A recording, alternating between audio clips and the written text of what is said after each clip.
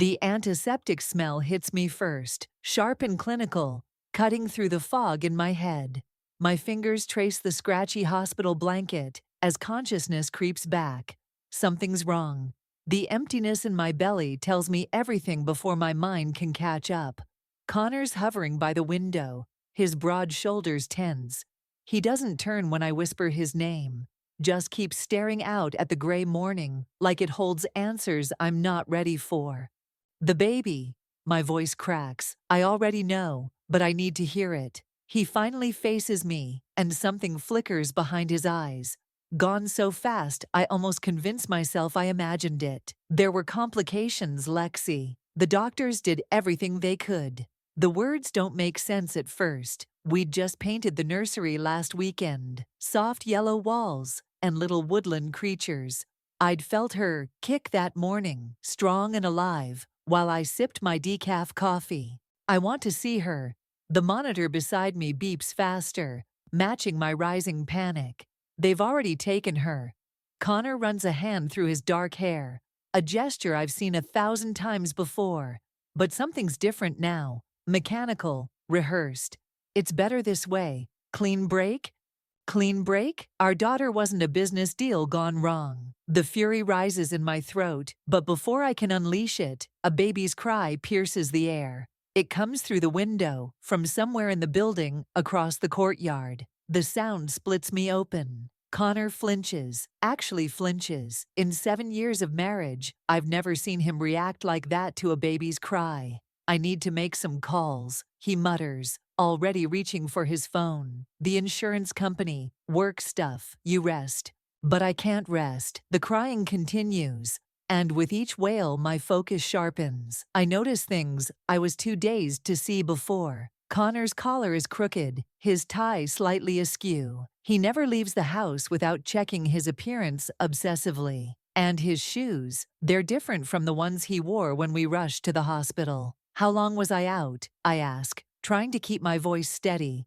Just overnight. He doesn't look up from his phone. Doctor said the anesthesia hit you hard. The baby cries again. This time, Connor's hand tightens on his phone until his knuckles go white. I want to talk to Dr. Martinez, I say.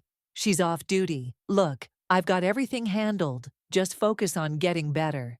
He crosses to the bed and kisses my forehead, but his lips barely graze my skin. I'll be back tonight. As he reaches the door, a nurse pokes her head in. Oh, Mr. Hunter, Dr. Williams was looking for you about those forms. Already taken care of. Connor cuts her off, shouldering past. The nurse frowns, then turns to me with a sympathetic smile. How are you feeling, dear? Dr. Martinez asked me to check your vitals before her shift starts. My heart stutters. Dr. Martinez is here? Of course, she just started her shift an hour ago. The room tilts slightly. I grip the blanket harder, anchoring myself. My husband said she was off duty. Oh no, she specifically stayed on to monitor your case. She was quite concerned about...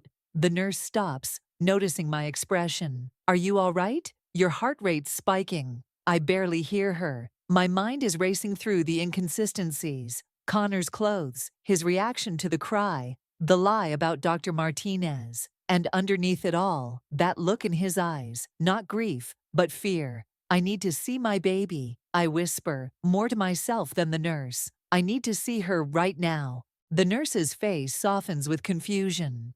Your baby, but according to your chart. She flips through the papers, then freezes. When she looks up, her eyes are wide with something that makes my blood run cold. Mrs. Hunter, there must be some mistake. Your admission forms show no pregnancy. You were brought in for a routine appendectomy. The baby cries again from across the courtyard. This time, it sounds different, less like grief, more like an accusation. And suddenly, I know with devastating clarity that nothing about this is routine at all. My daughter is out there somewhere, and my husband, the man I trusted more than anyone in the world, just lied to my face about her dying. The monitor beside me screams as my heart rate spikes again. But I barely notice. I'm already pulling out my IV, ignoring the nurse's protests, because that baby is still crying. And deep in my bones, I know it's my daughter's voice calling out to me. I just have to prove it. The yellow ducks on the wall mock me as I fold tiny onesies into a cardboard box. Each one still smells like fresh laundry. That soft, clean scent I'd imagined would wrap around my daughter. Now it just makes me sick. You don't have to do this today, Faith says from the doorway. She's been hovering since I got home from the hospital, watching me like I might shatter. Maybe I will. I fold another onesie, mechanical. Connor wants the nursery cleared out before he gets back from his emergency business trip. My fingers form air quotes, sharp and angry. Convenient timing, right? Faith steps into the room, her dark curls falling forward as she picks up a stuffed giraffe. Have you tried calling the hospital again? They won't tell me anything without Connor's authorization. Apparently, being the actual patient doesn't matter. I slam the box shut harder than necessary. But I know what I heard. Faith, that baby was crying. And Connor, I swallow hard. You should have seen his face. I believe you. She sets the giraffe down and grabs my shoulders. Which is why you need to slow down and think.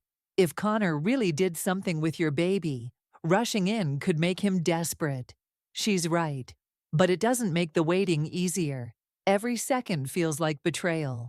I sink onto the rocking chair, the one Connor assembled while telling me stories about his own childhood. Was anything he ever told me true? My phone buzzes. Another text from Shane, Connor's business partner. Third one today. I've been ignoring them, but this time something makes me look. We need to talk. It's about Connor and the foundation accounts. Faith reads over my shoulder. The Children's Charity Foundation. What does that have to do with? A floorboard creaks downstairs. We both freeze. Lexi. Connor's voice carries up the stairs. He's back early. Faith squeezes my hand and whispers, "Play it cool. I'll text you later." I delete Shane's message just as Connor appears in the doorway. He looks immaculate again. Every hair in place. The disheveled man from the hospital is gone. "You're supposed to be resting," he says, frowning at the boxes. Couldn't sleep. I force myself to meet his eyes, searching for any trace of the man I married. "Where were you really, Connor?" "I told you, emergency board meeting in Chicago." He loosens his tie. "The Morrison account is falling apart. Funny because Shane's been trying to reach you all day. Seems he didn't know about any meeting." Connor's fingers still on his tie. Just for a moment, but it's enough. "Shane's been drinking again. You know how he gets." "Do I?" I stand up, my legs steadier than I expect, because lately, I'm not sure I know anything. Like why Dr. Martinez remembers a completely different procedure than what you told me, or why none of my pregnancy records exist anymore. "You're confused from the trauma." He steps toward me, reaching out. "The doctors said this might happen." I back away. "Don't touch me." Pain flashes across his face, so convincing it almost breaks my resolve. Almost. "Lexi, please. You lost the baby. I know it hurts, but making up conspiracies won't bring her back." "Then why did you lie about Dr. Martinez?" "I didn't." "Yes, you did."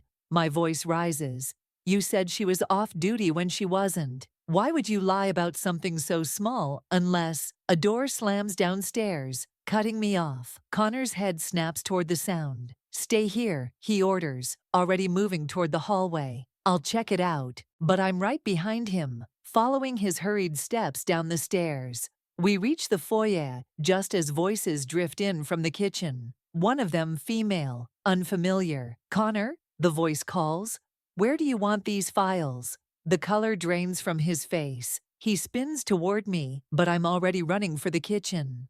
I catch a glimpse of a tall woman in a business suit, holding a stack of folders. Her eyes widen when she sees me. "Oh, I didn't realize." She looks at Connor, who's right behind me. "You said the house would be empty." The woman's face shifts from confusion to horror as she really sees me, still in my hospital gown, bruised from IVs. Understanding dawns in her eyes. "Trinity," Connor's voice is sharp. "Leave the files and go." But I'm staring at the top folder in her arms. Even upside down, I can make out the letterhead, New Life Adoption Foundation. Connor grabs my arm, but I barely feel it, because now I know My daughter isn't dead, she was stolen, and I'm going to get her back. The morning air bites at my face as I hurry down Oak Street. Clutching the business card, Faith slipped me before Connor forced her to leave. Ismael Gonzalez, private investigator. My fingers trace the embossed letters, wondering if I'm crossing a line I can't uncross. But Connor crossed his first. The office is wedged between a laundromat and a pawn shop. The kind of place that deals in secrets. A bell chimes as I push open the door, and a man looks up from behind a cluttered desk. He's older than I expected, with kind eyes that have seen too much. Mrs. Hunter, he gestures to a chair. Faith called ahead. I sit, my hands twisting in my lap. I need to know if I'm crazy. Tell me everything. So I do. The hospital, the baby's cry, Connor's lies, Trinity's files. Ismael listens without interrupting, taking notes in a small leather notebook. When I finish, he taps his pen against the page. The foundation's financials are public record, he says. That's where we'll start. My phone buzzes. Another text from Shane. Need to meet. It's about the missing money. Ismael notices my expression. Something relevant? I show him the text. Connor's business partner. He's been trying to reach me, but you don't know who to trust. Ismael nods. Let me do some digging first. Meanwhile, act normal. The minute Connor suspects, he already suspects. I laugh bitterly. You should see how he watches me, like I'm a bomb about to go off. Then be a dud, make him think he's won. I leave with a burner phone and instructions to document everything. The weight of it in my pocket feels like hope. Back home, I find Connor in his office, door slightly ajar. He's arguing with someone on the phone. Getting suspicious? No, I handled Trinity. Just stick to the plan. I push the door open. He jumps, ending the call mid-sentence. Hey, honey. His smile is too bright. Feeling better? Much. I force myself to move closer, perch on his desk like I used to. I'm sorry about yesterday. The doctors said grief can make people paranoid.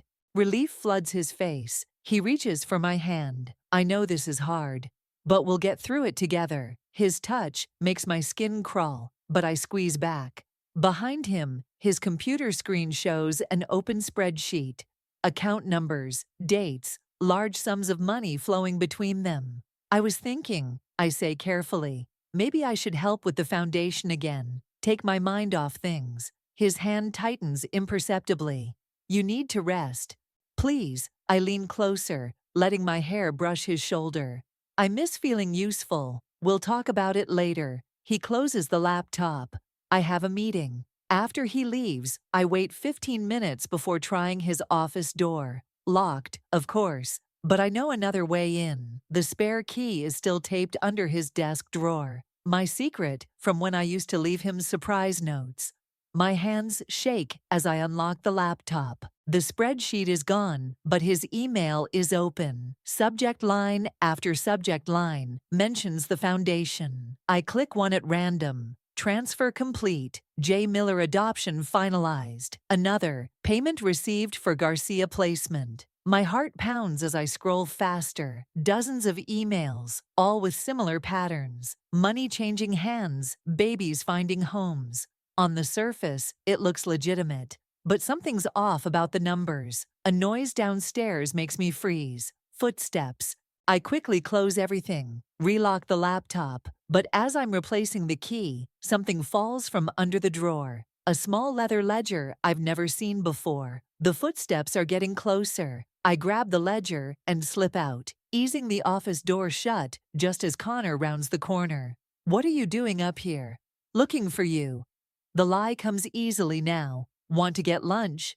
Later, alone in our bathroom, I open the ledger with trembling fingers. Page after page of handwritten notes, amounts, names. Some entries are circled in red. One catches my eye. L. Hunter delivery, $250,000. My name, my baby, my husband, selling our daughter. I snap a photo with the burner phone, then return the ledger. But when I check again that night, it's gone. In its place is a note in Connor's precise handwriting. Some things are better left alone. He knows I know, and now we're both pretending we don't. But he forgot something crucial. I'm not just a grieving mother anymore. I'm a hunter who's found her prey. The document trembles in my hands as I sit in Faith's darkened living room.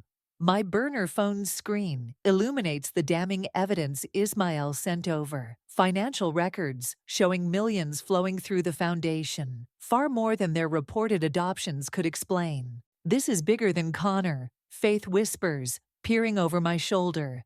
Look at these names: judges, hospital administrators. A car door slams outside. Faith parts the curtains. It's him. Connor stands in her driveway, silhouetted by streetlights. My pulse races. I told him I was at yoga. Back door, Faith hisses, already moving. I'll stall him. I slip through her garden just as the doorbell rings. Faith's voice carries through the open window. Connor, what a surprise. Is Lexi here? No, should she be? I crouch behind a hedge, breathing shallow. Connor's next words chill me. Cut the act, Faith. I know you're helping her. For your own safety, stop. Is that a threat? A warning from a friend? I wait until his car leaves before emerging. Faith stands in her doorway, arms crossed. Still think we should confront him directly. We need proof that links him to my baby. My voice breaks. These numbers mean nothing without. My burner phone buzzes. A text from Shane. Meeting. Tonight. Come alone. Faith reads it and grabs my arm. No way. It's too dangerous. He's my only lead inside Connor's world. I pull away. I have to try. The bar Shane chose is nearly empty. He's nursing a whiskey, his usual crisp suit rumpled. When he sees me, he drains the glass. You shouldn't have come. Then why ask me here? He slides a USB drive across the table. Everything's here. The real records, the parents who paid, where the money went. Connor's been running this for years. My hand closes around the drive. Why help me? Because he promised we were helping people. Shane's voice cracks. Connecting unwanted babies with loving families. But then I saw the threats, the blackmail. He's stealing them, Lexi, like he stole yours. The room spins. You knew about my baby. Not until after, I swear. He leans forward. But Connor's planning to move her soon. If you want to find her. The bar's door chimes. Shane goes rigid. Trinity walks in, her heels clicking on hardwood. Behind her, two men in dark suits scan the room. Time to go, Shane mutters, standing. But Trinity's already spotted us. Shane, darling. Her smile is razor sharp. Didn't expect to find you here, with her. I slip the USB drive into my boot as she approaches. Just catching up, Shane says too quickly. Old friends. Of course. Trinity's eyes lock onto mine. Though I'd be careful about old friends, Lexi. They don't always have your best interests at heart. Like you had my daughter's best interests at heart? Her smile doesn't waver. I don't know what Shane's told you, but consider this. If Connor really did what you suspect, what kind of danger would pursuing this put your baby in? The threat lands like a physical blow. Trinity turns to leave, then pauses. Oh, and Shane, Connor wants to see you, now. The color drains from his face. He won't meet my eyes as Trinity's men escort him out. My phone rings, my regular one. Connor. Hey, beautiful. His voice is honey sweet. Your yoga instructor called, worried when you missed class. Everything okay? My hands shake as I stare at Shane's empty whiskey glass. Just needed some air. Coming home now. Good. And Lexi. I love you. The line clicks dead. I sit there, Trinity's warning echoing. If I push harder, what happens to my daughter? But if I don't, how many other babies will disappear into Connor's network? The USB drive presses against my ankle, heavy with secrets. Shane risked everything to get it to me. Now he's with Connor, probably facing consequences I don't want to imagine. My phone buzzes again, the burner this time. Ismael, got something. Your neighbor Sophia used to work for the foundation. Left suddenly last year. Time to pay her a visit. I stare at the message, pieces clicking together. Sophia, who always watches Connor's comings and goings. who lost her job right when the foundation's biggest transfers started, who might be the key to everything. I text back one word, tomorrow, because Trinity's right. Pursuing this puts my baby at risk, but staying silent puts her in Connor's hands. And I know which one scares me more. Sophia's house looms before me in the pre-dawn gray. Its windows dark, except for a faint kitchen light. My finger hovers over her doorbell as doubt creeps in. What if I'm wrong? What if... The door opens before I can knock. Sophia stands there in a bathrobe, silver hair loose around her shoulders. I wondered when you'd come. You've been watching me. Someone had to. She steps aside. Better hurry. Connor checks the security cameras at 6. Her kitchen smells like coffee and secrets. She pours 2 cups without asking, hands trembling slightly. Shane's dead, she says quietly. The mug slips from my grasp, shattering on tile. Coffee spreads like blood. Car accident last night. Sophia's voice is hollow, very tragic, very convenient. My legs give out. I sink into a chair, remembering Shane's face in the bar, his desperate attempt to help. Connor? My voice cracks. Connor arranges, others execute. She starts cleaning up the broken ceramic.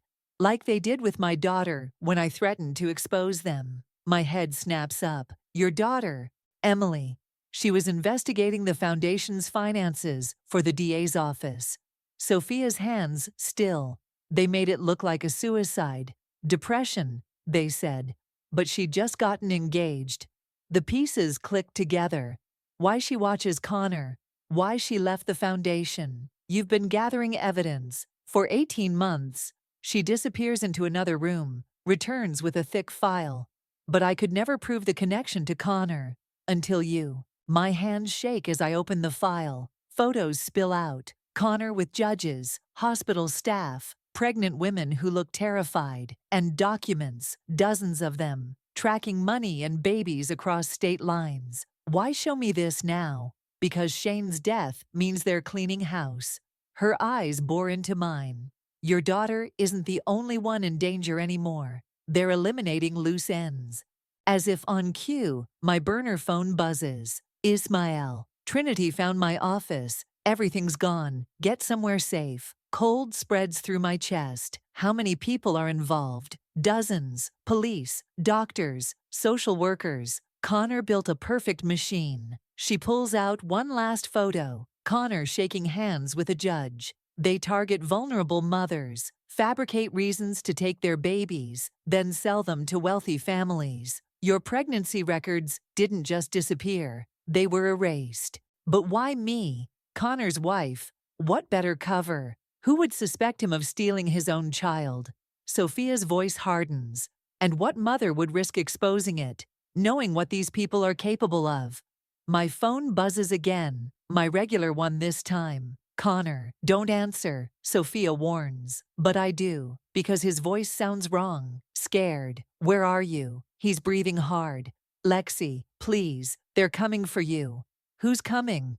Trinity, she thinks you have Shane's drive, says you're a liability. A crash in the background. Get out of Sophia's house, now. I drop the phone. Sophia's already moving, pulling me toward her back door. My car's headlights sweep across her front windows. Car doors slam. Too late, she whispers. We run upstairs as someone pounds on the front door. Sophia pushes me into a bedroom, pulls up a floorboard. Inside is a laptop, cash, passports. Everything you need is here, including where they're keeping your daughter. She shoves the bundle into my arms. Take the trellis down to the garage roof. Come with me. She shakes her head. I'll buy you time, like I wish someone had done for Emily. The front door splinters downstairs. Sophia, find your daughter, she says fiercely, then burn their whole fucking world down. I climb out the window as voices fill the house. From the garage roof, I watch Trinity's men swarm inside. Hear Sophia's defiant voice, looking for something. Then a single gunshot splits the night. I clamp my hand over my mouth, stifling a scream. Footsteps thunder upstairs. A man's voice. She's gone. The evidence too. Trinity's response chills my blood. Find her. And this time, make it look like an accident. I run. Past houses where families sleep safely. Past the life I thought I had. Connor's warning echoes in my head. Was it genuine concern or another manipulation? It doesn't matter now. Sophia died to give me this chance. Shane died trying to help me. My daughter is out there, being used as a pawn in Connor's twisted game. No more playing defense. No more worrying who to trust. It's time to become what they fear. The motel room's flickering light makes my eyes burn as I pore over Sophia's files. 3 days since her murder. 3 days of diving deeper into Connor's web of lies. My burner phone lights up. Faith checking in again. I ignore it. A knock at the door freezes my blood. Housekeeping.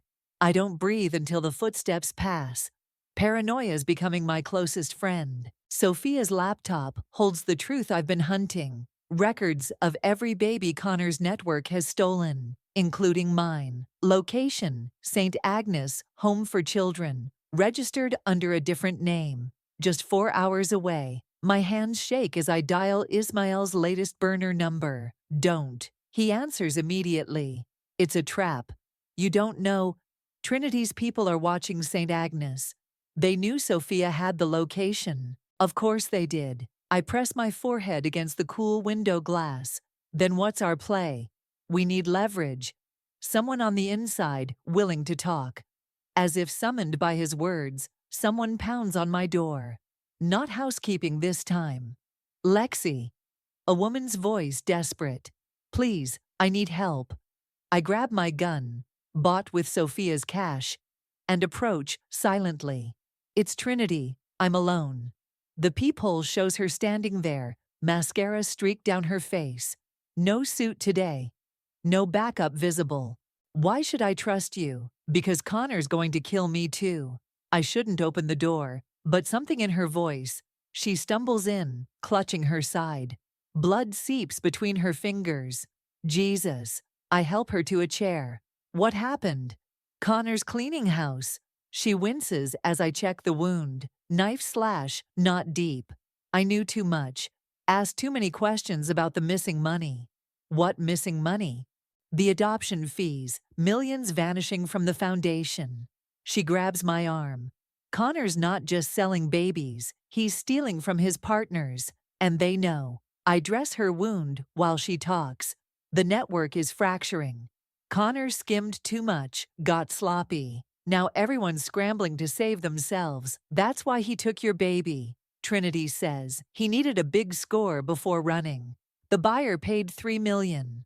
The bandage rips in my hands. Who? A judge, Margaret Reynolds.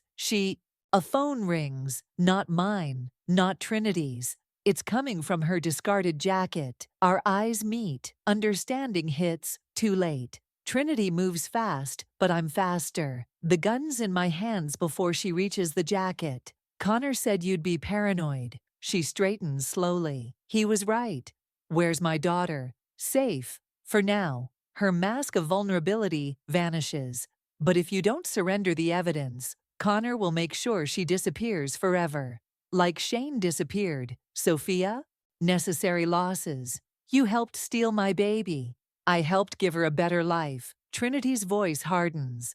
Look at yourself, Lexi, living in motels, waving guns around. Are you really mother material? The gun doesn't waver. You don't get to decide that. No, but I do get to decide what happens next. She nods toward the window.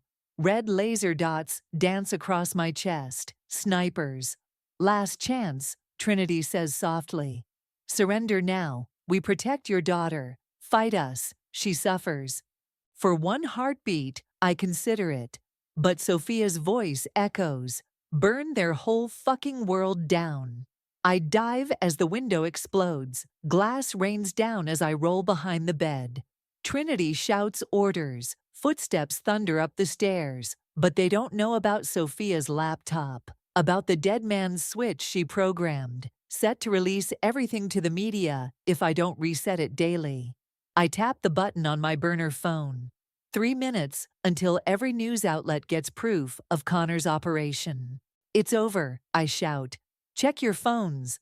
The footsteps halt. Trinity's own phone chimes. She reads, face draining of color. Call Connor. She barks into her radio. Now. I stand, gun steady. Here's what happens next. You take me to my daughter, or tomorrow's headlines destroy everyone involved.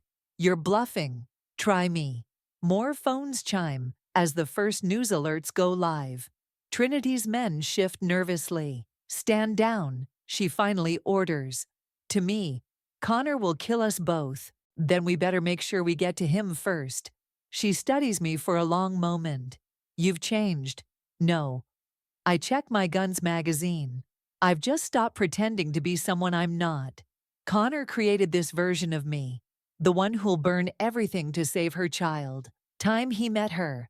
Let's go. I gesture Trinity toward the door. We have a judge to visit. Judge Reynolds's mansion looms ahead. All white columns and manicured lawns. Trinity pulls up to the gate, shows her ID. My heart pounds as we're waved through. Remember, Trinity mutters, Connor doesn't know I brought you. We have one shot at this. The front door opens before we reach it.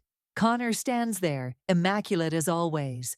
Only his eyes betray surprise when he sees me. Darling, his smile doesn't waver. I've been so worried.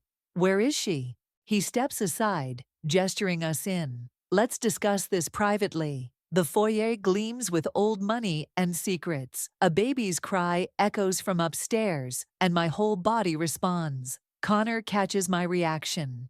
Careful, he warns softly. The judge is armed. Like Sophia was armed? Something flickers in his eyes. Not guilt, but calculation. I did try to protect you, Lexi. I knew you weren't ready for the truth. The truth, my laugh sounds foreign, that you steal babies and sell them to the highest bidder. We create families. Judge Reynolds appears at the top of the stairs, elegant in a silk robe, no baby in her arms. Give children better lives than their birth parents could provide. Better. The gun in my waistband burns against my skin. You kidnapped my daughter, and she'll want for nothing. The judge descends, each step measured. Unlike the life you could offer now, a fugitive mother, hunted and desperate. Another cry, closer this time. My fingers twitch. The evidence is already out, I tell Connor. Every newspaper has the files. Some sensational claims, he shrugs, easily discredited. Who would believe the ravings of a mentally unstable woman? One who tragically lost her baby and couldn't cope. Trinity shifts beside me. Connor's eyes narrow. Though I am curious how you got here, he studies Trinity, having second thoughts about our arrangement. The operation's compromised, Trinity says. We need to cut our losses. No, Judge Reynolds snaps. I paid for that baby. She's mine now. The cry comes again, from behind a door down the hall. I'm moving before I can think. Lexi, stop. Connor's voice holds real fear now. I reach for the door handle. A gun cocks behind me. Step away, the judge orders. I turn slowly. She aims with the confidence of someone who's fired before. Connor watches, face unreadable. You can't kill me, I say. The dead man's switch. A bluff. Connor steps forward. Sophia's laptop was empty. We checked after cleaning up. Ice spreads through my veins. My last leverage, gone. The baby cries again. You know what fascinates me? I keep my voice steady. How you all justify this, creating families. You destroy them. Those mothers you target. Did you ever wonder about their dreams for their children? Spare us the morality lecture, the judge sneers. I'm not lecturing, I'm stalling. Trinity moves first, tackling the judge. The gun fires, hitting crystal chandelier. Glass rains down as I dive for the door. Connor grabs my arm. We grapple, his strength against my desperation. He slams me into the wall. I did love you, he hisses. That's the difference between us. I drive my knee up. I never loved who you really were. He doubles over. I wrench free, shoulder through the door. A nursery, pink and perfect, and there, in a white crib, my daughter. She's bigger than I imagined, dark hair like Connor's, but when she looks at me, I see my own eyes. Footsteps thunder behind me. The judge appears, blood streaming from where Trinity struck her. She's mine. She raises the gun. I draw mine faster. No, my voice is ice. She never was. The judge's finger tightens on the trigger. A shot rings out. She crumples, revealing Trinity in the doorway, smoking gun raised. Police are coming, Trinity says. Anonymous tip about stolen babies. Time to go. I lift my daughter, breathe in her scent. She settles against me like she knows. Connor watches from the hallway, hands raised as sirens wail closer. You could have had everything, he says softly. I meet his eyes one last time. I already do. Trinity leads us out through the garden as red and blue lights flash at the gate. My daughter clings to my neck, her heart beating against mine. Behind us, Connor's perfect world crumbles. Ahead lies uncertainty, danger, a life on the run until the truth comes out. But my daughter is in my arms.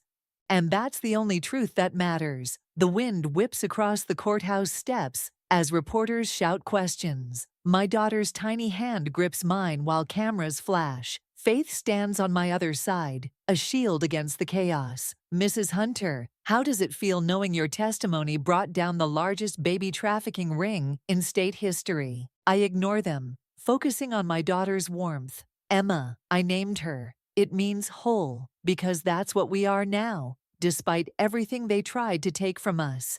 Inside, the marble halls echo with footsteps and whispers. The trial's final day, Connor's sentencing. Ready? Faith squeezes my shoulder. No, I manage a smile. Let's do it anyway. The courtroom fills quickly. Trinity sits with the other cooperating witnesses, her testimony crucial to unraveling Connor's network. She catches my eye, nods slightly. Not quite friendship, but understanding. Connor enters in handcuffs, designer suit, replaced by prison orange. He looks smaller somehow. When he sees Emma, his mask cracks for just a moment. I stand to deliver my victim impact statement, voice steady. I've thought a lot about what to say today, about forgiveness, justice, closure. But the truth is, those words feel hollow. What you stole can't be measured in years or dollars. Connor stares straight ahead as I continue. You didn't just take my baby. You took my trust, my sense of safety, my belief in love. You made me doubt everything I thought I knew about family. Emma squirms in Faith's lap, reaching for me. I draw strength from her presence. But here's what you didn't take. My ability to fight back. To love fiercer, trust deeper, build something stronger from the ashes of what you destroyed. My daughter will grow up knowing her mother never stopped fighting for her. That's your legacy, Connor. Not the empire you built, but the warrior you created when you tried to break me. I return to my seat. Connor finally meets my eyes. For the first time, I see real fear there. The judge delivers the sentence, 30 years, no possibility of parole. As guards lead Connor away, he turns back. Lexi, save it. I lift Emma into my arms. She'll know the truth when she's ready. All of it. His face pales. Because he finally understands. I'm not just keeping Emma. I'm keeping the power to shape how she'll see him.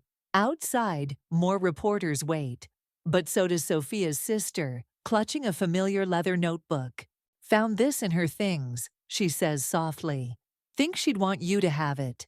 The notebook contains names, dates, details about every family Connor's network destroyed. And on the last page, Sophia's final note.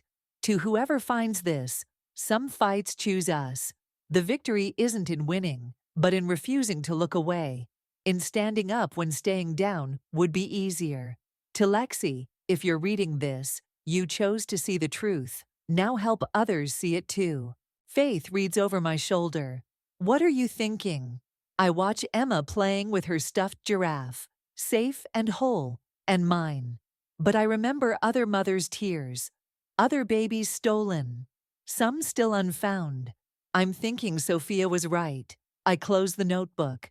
The fight's not over. Trinity approaches cautiously. The FBI's creating a task force. They need someone who understands how the network operated, someone the victims will trust. Are you offering me a job?